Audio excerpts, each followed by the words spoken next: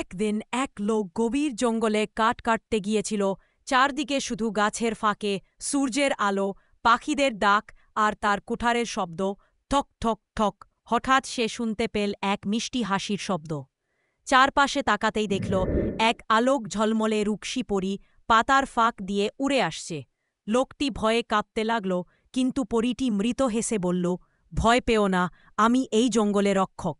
তুমি প্রতিদিন গাছ কাটো, কিন্তু কখনো গাছের কাছে ক্ষমা চাও না কেন? লোকটি লজ্জা পেয়ে মাথা নিচু করলা। সে বলল, আমি দুঃখিত পরী, আমি তো বুঝতেই পারিনি গাছেরও প্রাণ আছে। পরীটি হাসল, তার জাদুর ছোঁয়ায় কাটা গাছগুলো আবার সবুজ হয়ে উঠল। যদি প্রতিশ্রুতি দাও যে আজ থেকে প্রতিটি গাছের সম্মান করবে, তবে তোমাকে আশীর্বাদ দেব, বলল পরীটি।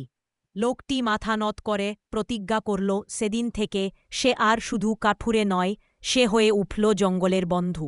আর মাঝে মাঝে রাতের নীরবতায় সে এখনও শুনতে পায় পরী মিষ্টি হাসি আর পাতার মর্মর ধ্বনি। একদিন এক লোক গভীর জঙ্গলে কাঠ